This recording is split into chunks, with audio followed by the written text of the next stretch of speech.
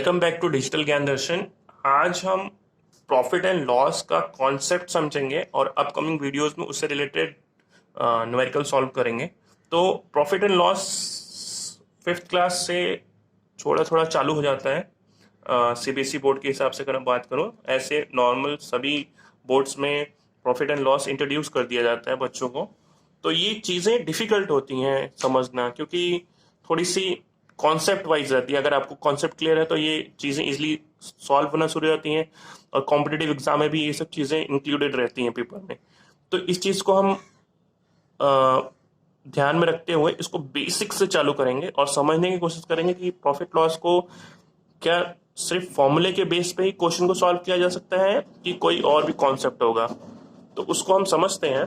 तो चलिए video start कर रहे हैं। तो देखिए, प्रॉफिट एंड लॉस।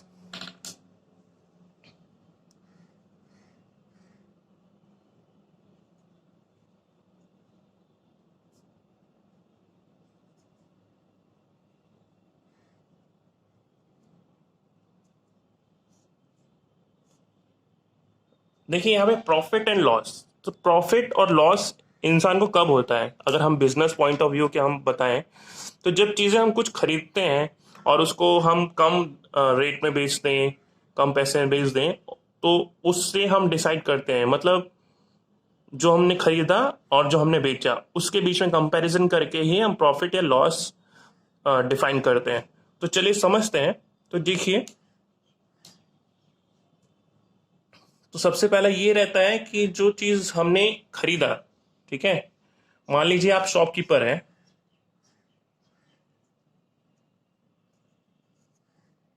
आप शॉपकीपर हैं,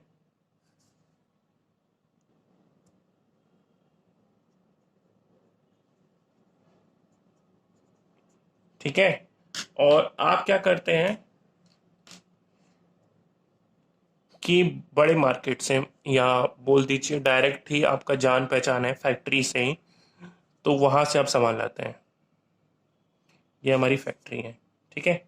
तो यहां से जब शॉपकीपर फैक्ट्री से सामान लेकर आएगा, पैसा देगा, तो उसको हम कॉस्ट प्राइस बोलेंगे क्योंकि उसने खरीदा है, ठीक है।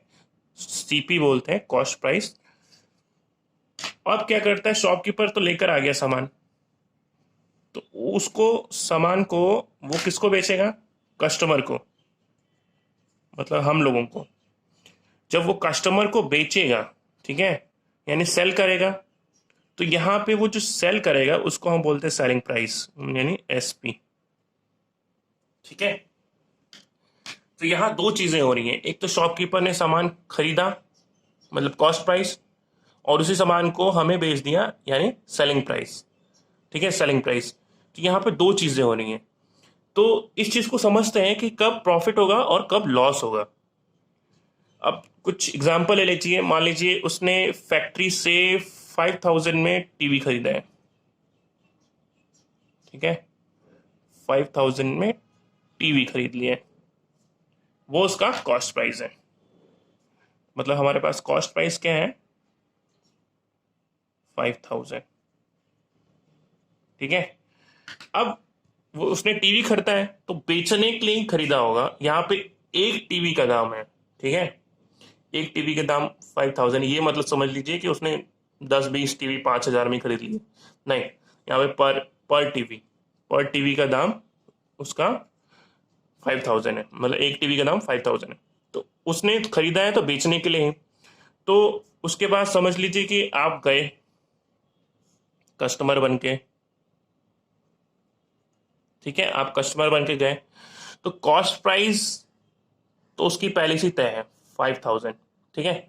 अब वो आपको बेचेगा, तो वो आपको जो बेचेगा वो सेलिंग प्राइस है। तो जिस दाम में बेचेगा, सपोज मान लीजिए उसने आपको बेच दिया 6000 में, ठीक है, 6000 में बेच दिया, तो यहां पे देखिए सेलिंग प्राइस उसने इंक्रीज कर दिया, सेलिंग प्राइस इंक्रीज कर दिया, और कॉस्ट प्राइस उसका 5000 था और सेलिंग प्राइस 6000 हो गई। तो यहां पे आप समझ सकते हैं उसने 1000 रुपीज इसमें ऐड कर दिया है ताकि उसको बेनिफिट हो सके, ताकि वो अपनी शॉप को और ग्रोथ करवा सके, ठीक है। और इसलिए उसने 1000 रुपीज इंक्रीज कर दिया, और प्लस उसने जो भी फैक्ट्री से लाने में जो भी चीज़ें उसने करवाई होंगी, पैकिंग या फिर उसके लोडिंग अनलोडिंग ये सब करवाया होगा, वर्कर चार्जर वो सब उसने इंक्लूड करा दिया है और उसने 6,000 कर दिया। तो यहाँ पे प्रॉफिट और लॉस डिपेंड करता है कि कॉस्ट प्राइस और सेलिंग प्राइस से जो हम कंपैरिजन करते हैं उस पर डिपेंड करता है। तो यहाँ पे आप देख के बता सकते हैं कि उसको 1,000 रुपीज का प्रॉफिट हुआ है। कैसे बता सकते हैं? जब हम देख रहे हैं कि यहाँ पे जो सेलिंग प्राइस है आपका वो ग्रेटर है कॉस्ट प्राइस से, ठीक है, साफ साफ दिख रहा है। हमारा सेलिंग प्राइस कितना है? 6,000, वो ग्रेटर है 5,000 से। तो इससे हमें ये चीज पता चल रहा है कि ये चीज क्या हो रहा है, प्रॉफिट हो रहा है। तो कितने रुपए का प्रॉफिट हो रहा है हम वो निकाल सकते हैं। मतलब profit equal to selling price minus cost price, ये हमारा पहला फॉर्मूला है। तो देखिए प्रॉफिट निकालना है तो प्रॉफिट का हमारे पास सेलिंग प्राइस कितना है? 6,000, कॉस्ट प्राइस कितना है? 5,000, ठीक है। कितना हो गया प्रॉफिट हमारे पास? 1,000 रुपीज, ठीक है, ये प्रॉफिट हो गया। अब सपोज उसने उस कस्टमर को 6,000 में ना बेचकर अगर उसको बेचा होता 4,500 में, ठीक है, वो इसलिए सपोज वो टीवी पुराना हो गया होगा, उसका डेट चला गया होगा, बहुत सारी चीजें होती हैं, कुछ चीजें नहीं होंगी उसमें, फीचर्स नहीं होंगे, कोई फीचर्स ओल्ड हो गए होंगे। जैसे मोबाइल ही ओल्ड हो जाता है, न्यू ओल्ड फीचर के हो जाता है तो मोबाइल ऑटोमेटिकली कम रेट में बिकना शुरू हो जाता है। तो वही समझ लीजिए, तो उसने इतने इतने रेट में बेच दिया। तो यहाँ पे देखिए, यहाँ पे उसने जो उसका कॉस्ट प्राइस है वो कॉस्ट प्राइस ग्रेटर है सेलिंग प्राइस से। तो इससे आप समझ सकते हैं कि उसने जितना में खरीदा था उतने में उसने बेच नहीं पाया, तो उसे लॉस हुआ। तो लॉस हुआ, तो लॉस को हम कैसे कर देख सकते हैं? देखिए लॉस के हम कह सकते हैं कि cost price minus selling price हमारा लॉस होता है, ठीक है। तो निकालते हैं कितना लॉस हुआ उसको। कॉस्ट प्राइस कितना था हमारे पास? 5,000 और सेलिंग प्राइस 4,500। ये कितना हो गया हमारे पास? 500।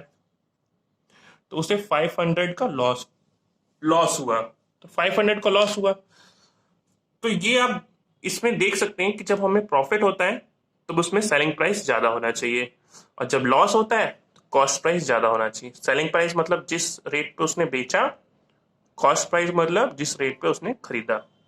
आगे समझते हैं इस कॉन्सेप्ट को।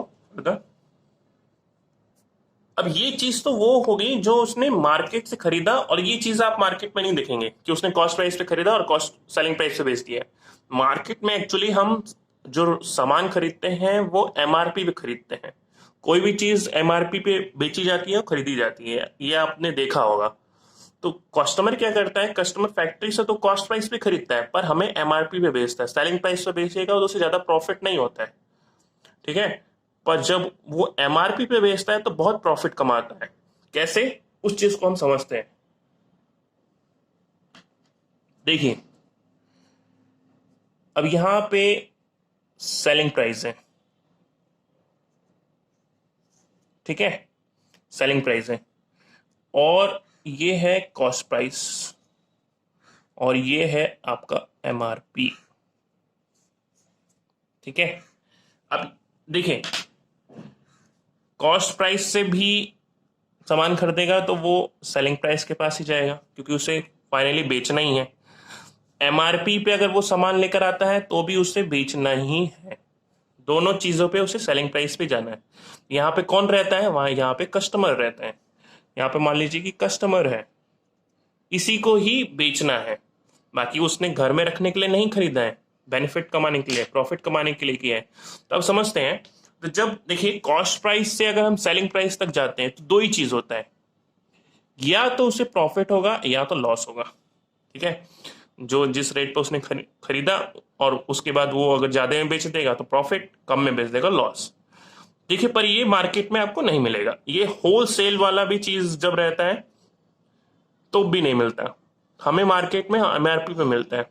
देखिए जब एमआरपी पे रहता है तो एमआरपी पे क्या रहता है, जब हम सामान ले आते हैं फैक्ट्री से, ठीक है, फैक्ट्री से सामान ले आए। अब देखिए कोई भी सामान आप मान लीजिए 100 रुपीज का आपने पेन का सेट खरीदा, ठीक है, 100 रुपीज का पेन का एक पूरा पेन का सेट खरीदा आपने, ठीक है, पेन का एक पेन का सेट 100 रुपीज का है। तो यहाँ पे देखिए 100 रुपीज को पेन आप सीधे हाथ में तो पकड़ के लाएंगे नहीं, उसको पैकिंग होगा, तो पैकेजिंग में भी उसका कुछ रेट लगेगा, पॉलिथीन से जो भी जिसको रैप करेंगे वो रेट लगेगा, प्लस जो पूरा पेन का पूरा सेट होगा उसको आप लोड करवाएंगे, मतलब जो भी गाड़ी वगैरह आप लेकर गए उसमें लोड करवाएंगे, फिर लोडिंग करने का भी चार्जेस, जो फिर उसके बाद जो वर्कर्स इधर उधर काम करेंगे उनका भी चार्जेस, ठीक है। तो मान लीजिए ये सब चार्जेस, मान लीजिए आपने सिर्फ उसमें चार्जेस 40 रुपीज लगा दिया, ठीक है, 40 रुपीज उसमें आपका चार्जेस लग गया। तो देखिए ये जो चार्जेस आपने इसमें जोड़ दिए हैं ना, ये जो चार्जेस इसमें जोड़ दिए हैं वो तो चार्जेस वो हो गए जो आपने उसको अपने दुकान तक लाने के लिए किया, तो उसको हम मार्कअप बोलते हैं, मार्कअप प्राइस, मार्कअप प्राइस बोलते हैं, ठीक है, मार्कअप प्राइस बोलते हैं। तो ये हो गया चार्जेस। अब इसी मार्कअप प्राइस में आपने 140 रुपीज का आपके पास पेन का पूरा सेट आ गया, ठीक है। अब इतने ही 140 में तो आप बेचेंगे नहीं, उसमें कुछ रेट तो बढ़ाएंगे जिससे आपको भी बेनिफिट हो। तो मान लीजिए उसमें आपने 10 रुपए और बढ़ा दिए, वो भी मार्कअप प्राइस में हो गया। तो आपके दुकान पे वो शॉप पे जाते जाते वो सामान हो जाएगा 150 रुपीज का, ठीक है। तो यहाँ हमने सामान था 100 रुपीज का, यहाँ शॉप तक आते आते 150 का हो गया। अब यहाँ पे ध्यान दीजिए 150 का तो उसे हो गया, ठीक है, एमआरपी भी वो लिख देता है 150 का एमआरपी लिख देता है, बहुत आसान होता है लिखवाना, तो वो लिख देता है। उसके बाद एमआरपी 150 का हो गया, तो अब वो क्या करेगा, 150 में नहीं बेचेगा, बहुत चालाक है दुकानदार जो होते हैं बहुत चालाक होते हैं, 150 में नहीं बेचेगा। वो जो भी कस्टमर आएगा उनको लुभाने के लिए बोलेगा कि 150 का सामान है तो चलिए आप 10 रुपया कम करके दे दीजिए, पर एक्चुअली में उसे पता है कि वो 100 रुपए का सामान था और वो 150 में बेच रहा है। अगर 10 रुपए भी वो कम करके बेचेगा तो सिंपल बात है, तो भी उससे 40 रुपए का प्रॉफिट ही होगा। ये चीजें अगर वो यहाँ पे झोल कर लेगा तो उसे 40 रुपए का ही प्रॉफिट होगा। तो देखिए अब यहाँ पे लोडिंग वोडिंग अगर वो नहीं करवाता है, अपने से कर लेता है, तो 40 रुपए यहाँ पे वो खुद ही जोड़ेगा कि अगर वो कोई वर्कर्स होता है तो 40 रुपए मुझे देने पड़ते हैं, ठीक है। तो अब क्या करेगा, जब एमआरपी से हम सेलिंग प्राइस पर जाते हैं तो हम क्या करते हैं, हम डिस्काउंट देते हैं, ठीक है, डिस्काउंट देते हैं, ठीक है, डिस्काउंट देते हैं। तो देखिए तो यहाँ पे डिस्काउंट देते हैं, फिर उसके बाद हम सेलिंग प्राइस बेच देते हैं। दिवाली में बहुत ऑफर रहता है कि इतने रुपए एमआरपी है, 200 रुपीज डाउन या 300 रुपीज कम है तो आप खरीद ले, और सब लोग खरीदते भी हैं। पर वो लोग नहीं समझते, तो भी जो दुकानदार होते हैं वो बहुत चालाक होते हैं, कुछ रेट ऐसे सेट होते हैं कि by one get one free वाला रहता है ना सिस्टम, उसमें भी लोग बहुत बेनिफिट कमाते हैं। पर हमको लगता है कि हम फायदे में होते हैं, पर ये गलत है, दुकानदार ही फायदे में रहते हैं। तो यहाँ पे हम डिस्काउंट देते हैं।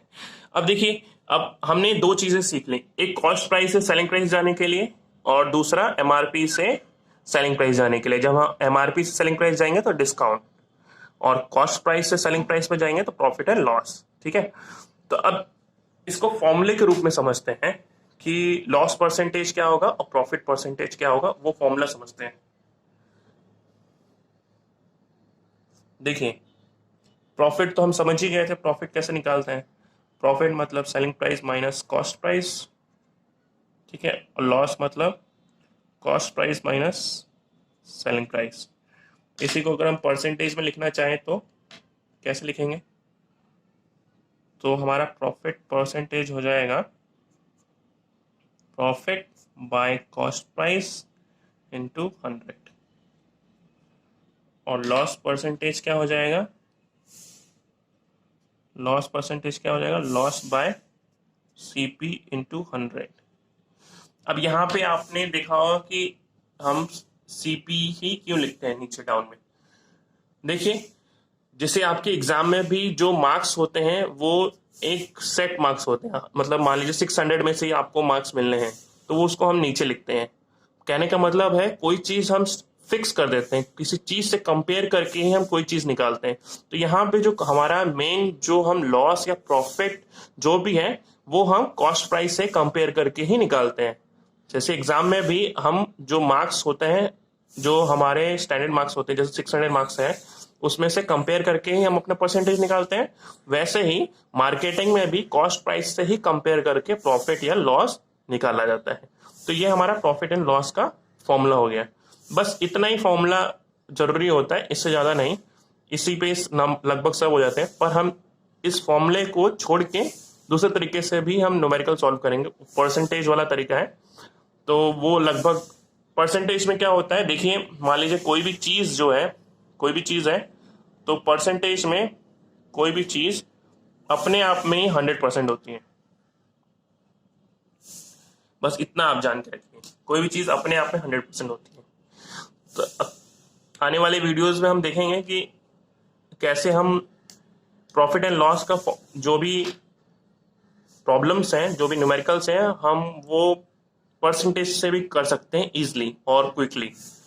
तो आज की वीडियो में इतना ही, और आने वाले वीडियोस में हम इससे रिलेटेड न्यूमेरिकल सॉल्व करेंगे। Thank you.